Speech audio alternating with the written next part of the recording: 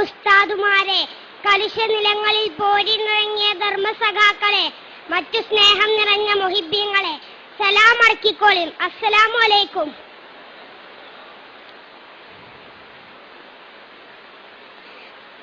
കുറച്ച് ലേറ്റായിട്ടാണെങ്കിലും നമ്മളെ സാഹിത്യോത്സവിന്റെ വേദിയിലാണ് ഞാനും നിങ്ങളും. അല്ല ചങ്ങായിമാരെ, സബ് ജൂനിയർ എന്ന് പറഞ്ഞ 4ാം ക്ലാസ് വരെ അല്ലേ?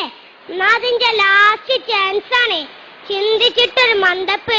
ഒരീസം സ്കൂളിൽ കളിച്ചാൻ പുട്ടപ്പം ഞാനും എന്റെ ചങ്ങായിമാരും റബ്ബറും തോട്ടത്തൂടെ അങ്ങനെ നടക്കുകയും അപ്പണ്ട് അവിടെ ഇവിടെയായിട്ട് ആൺകുട്ടികളും പെൺകുട്ടികളും യാതൊരു എളുപ്പമില്ല ചൊറച്ചിങ്ങനെ നടക്കണേ. എന്തൊരു കഥ! നമ്മളെ ജാതിക്കാരനെ ഹറാമല്ലേ കൂട്ടരെ? ഇത് കണ്ടപ്പോഴാ ഈ കഥ ഓർമ്മ വന്നത്. ഫളിലുല്ലാഹിന്റെ ചരിത്രം ഭയങ്കര ഗ്ലാമറേനി മൂപ്പര്. ഇന്നത്തെ സിനിമാ നടന്മാരെ ആനച്ചന്തമല്ല. പിന്നെ മുത്തുനബി ചൊർക്കിൽ സർട്ടിഫിക്കറ്റ് കൊടുത്ത ആളാണ്, ചില്ലറക്കാരനല്ല. അതുകൊണ്ട് തന്നെ സ്വഹാബി കുടുങ്ങി. എവിടേക്കിറങ്ങിയാലും മൂപ്പരെ ഒളിഞ്ഞു നോക്കാൻ നല്ല ചൊർക്കുള്ള പെൺകുട്ടികള്. മൂപ്പർക്കാണെങ്കിൽ ദുന്യാവിൽ യാതൊരു കമ്പമല്ല. മദീനത്ത് വലിയൊരു സമ്പന്നന്റെ മോളുണ്ടേനി, ജാരിയാന്നാ തോന്നുന്ന പേരും ചൊർക്കേനി. ലോഡ് കണക്കിന് മഹറേറ്റ് കൊറേ സുന്ദരന്മാർ ഓളെ കെട്ടാൻ വന്നിക്കണേ. ഓൾക്കാർക്കും മോളെ കിട്ടിയിട്ടില്ല. കാരണം എന്താ അറിയോ? ഓളെ മാനസകൊട്ടാരത്തിലൊരാളുണ്ട്. അല്ല, ആരാപ്പത്? നമ്മളെ കഥാനായകൻ ഫളിലുല്ലാഹു. ഇതൊക്കെ പ്രേമം മൂത്ത് മൂപ്പരെ വശീകരിക്കാൻ പലവട്ടം ശ്രമിച്ചു.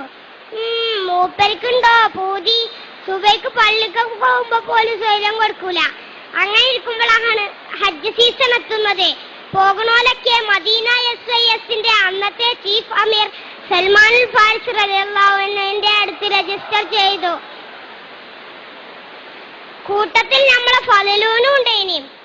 എന്ത് ചെയ്യാനാ? ഈ വിവരം നമ്മളെ ലൈലപ്പെണ്ണറിഞ്ഞു. ഉടനെ പമ്പർന്നോളും ഒപ്പിച്ചൊരു സീറ്റ്. കുറച്ചു ദിവസങ്ങൾക്ക് ശേഷം യാത്ര ആരംഭിച്ചു. രാത്രിയായപ്പം കുറേ ദൂരത്ത് അമീറിന്റെ നേതൃത്വത്തിൽ സംഘം തമ്പടിച്ചു. അപ്പോഴല്ലേ ശല്യം. ഫളിലുവിന്റെ തമ്പിന്റെ അയലോക്കത്തിന് ഈ പെണ്ണും തമ്പട്ടി. നൗദുബില്ല.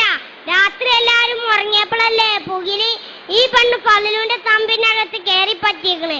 എന്നിട്ട് മഹാനെ വിളിച്ചുണർത്തി. ഉടനെ, ആരാധി ഈ രാത്രി? ഇത് ഞാനാണ്, നിങ്ങളെ സ്വന്തം ജാലിയ. നിങ്ങളോടിച്ച് പെരുത്ത് പ്രേമാണ്. നിങ്ങളെ കെട്ടണം. വേറൊരു പുതിയാപ്പളിന് ഈ ലൈലാക്ക് വേണ്ട. ദേഷ്യം പിടിച്ച സ്വഹാബി, പോ പെണ്ണെ, വണ്ടിയും ബലിയുണ്ടാക്കാതെ അവളെ ശകാരിച്ചു. ഫളിലുവിനെ വീഴ്ത്താൻ കഴിയൂലെന്ന് മനസ്സിലാക്കിയ ലൈല ദേഷ്യത്തോടെ പ്രതികരിച്ചു. അങ്ങനെയല്ലടാ, ഈ പെണ്ണ് നിന്നെ ഒരു പാഠം പഠിപ്പിക്കും. പിറ്റേന്ന് നേരം വെളുത്തപ്പോ റെയ്ഡാ അമീറിന്റെ നേതൃത്വത്തിൽ. അല്ലാ, എന്താ അറിയോ? ലൈലാന്റെ വജ്രമാല കളവ് പോയിക്കണോലോ. സംഘങ്ങളെ റെയ്ഡ് ചെയ്ത് ഇപ്പം എത്തിക്കുന്നത് ഫളിലുല്ലാഹി റളിയല്ലാഹു അൻഹുവിന്റെ തമ്പിൽ സൽമാൻ റളിയല്ലാഹു അൻഹു പറഞ്ഞു, നിങ്ങളെ ഞമ്മക്ക് സംശയമില്ല, എന്നാലും റെയ്ഡ് ചെയ്യണല്ലോ. നിങ്ങൾക്ക് കേൾക്കണോ കൂട്ടരെ? മാല കിട്ടി, മൂപ്പരെ പെട്ടീന്ന്. സുബ്ഹാനല്ലാഹ്, ആകെ കോലാഹലം. കൊറേ ആൾക്കാർ മൂപ്പരെ കുറ്റം പറഞ്ഞു. കൊറേ ആൾക്കാർക്ക് വിശ്വസിച്ചാലും കഴിഞ്ഞില്ല. പടച്ചോനെ, അന്നന്തിക്ക് ലൈലാന്റെ തമ്പുന്ന ഒരച്ചും പൊളിയും. ഓടി വരണേ, ഇവനെന്നെ അപമാനിക്കുന്നേ. എല്ലാരും പാടെ തുണിന്റെ കോന്തലയും പിടിച്ച് ചാടി വണ്ടി ചെന്നോക്കുമ്പോട്ട് സുബ്ഹാനല്ലാഹ്, ലൈല അല്പവസ്ത്രയായി നിൽക്കുന്നു. പരിസരത്ത് ഫളിലുല്ലാഹി അൻഹു. ജനം വാമായി പിടിച്ചു കെട്ടലായി കള്ളശേഖനെ. കണ്ടാ ഭയങ്കര സൂപ്യ. 2 മഹാകുറ്റങ്ങളായി ഇവൻ ചെയ്തു കൂട്ടിയെ. സുബ്ഹാനല്ലാഹ്, ആകെ കോലാഹലം. എന്ത് ചെയ്യും? സൽമാൻ റളിയല്ലാഹു അൻഹു ആകെ കൊയങ്ങി. അല്ലാ, അപ്പം ഭരിക്കണത് ആരാറിയോ? ഉമറുൽ ഖത്താബ. കേസ് കേട്ടപ്പോ മൂപ്പരാകെ ഞെട്ടി. പടച്ചോനെ, ഫളിലൂൻ ഇങ്ങനെ ചെയ്യൂലല്ലോ.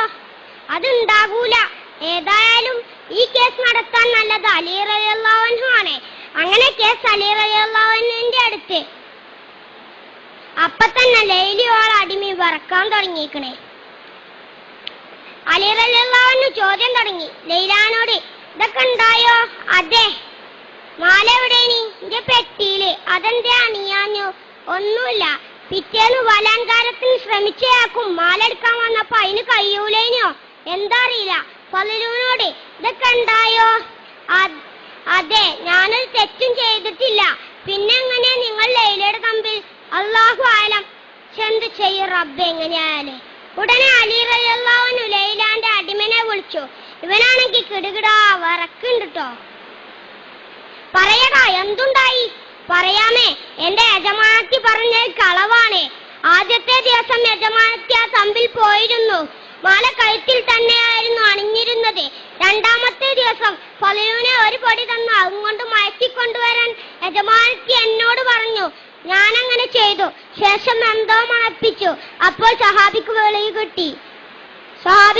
കിട്ടിയ ശേഷം യജമാനത്തി ബഹളമുണ്ടാക്കി. പൊളിഞ്ഞില്ലേ, എല്ലാം പൊളിഞ്ഞില്ലേ. ലൈലാന്റെ കള്ളത്തരങ്ങൾ മുഴുവനും.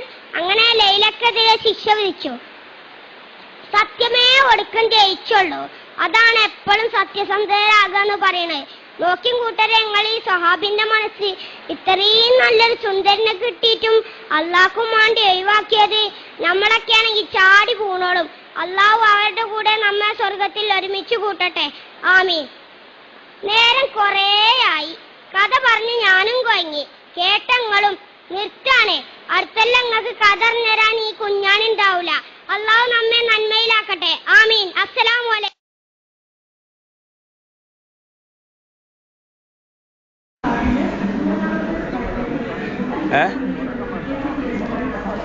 എന്താ ചീത്തറിയോ?